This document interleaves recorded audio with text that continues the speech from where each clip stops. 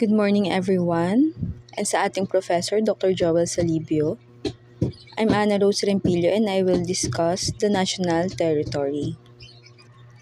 The Article 1 of the 1987 Philippine Constitution, Section 1, the national territory comprises the Philippine Archipelago. Ibig sabihin, ang buong area ng Pilipinas ay tinatawag na archipelago, with all the islands and waters embraced therein and all other territories over which the Philippines has sovereignty or jurisdiction. Consisting of its terrestrial, fluvial, and aerial domains, including its territorial sea, the seabed, the subsoil, the insular shelves, and other submarine areas, the waters around, between, and connecting the islands of the archipelago, regardless of their breadth and dimensions, form part of the internal waters of the Philippines.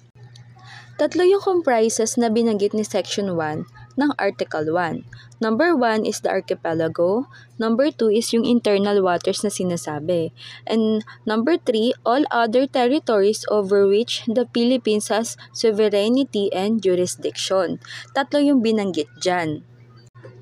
Unahin natin yung Philippine Archipelago. Ang Pilipinas kasi ay binubuo ng pulo-pulong isla, kung saan, unlike kasi sa ibang bansa, dikit-dikit ang lupa. Sa atin kasi ang lupa ay pulo-pulo. Halos may pagkakahiwa-hiwalay ng terrestrial domain o lupa. Tayo ata ang pinakamadaming islands kung titignan.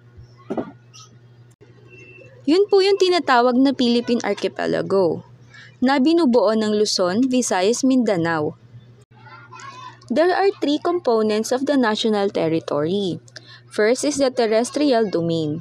Pag sinabing terrestrial domain, lupa yun. Patungkol sa lupa. Lahat ng anyong lupa.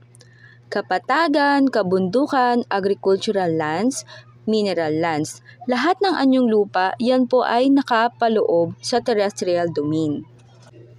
Pag sinabi naman pong fluvial domain, tubig naman ang tinutukoy dito. Katubigan. Dalawa po yun, the internal and external waters. Then last po is the aerial domain, above the territorial lands and waters of the Philippines but excluding the outer space. Pagkatapat kasi natin ng outer space, hindi naman atin yan. Maraming nagmamay-ari ng outer space. Kahit sinong bansa pwedeng magmay-ari ng outer space. Kaya nga yung iba, nagpapalipad sila ng rocket sa satellites. Kasi hindi naman permanente ang outer space. Sa Pilipinas kasi umiikot din yan. The continuation of our report will be discussed by Mr. Pagaw.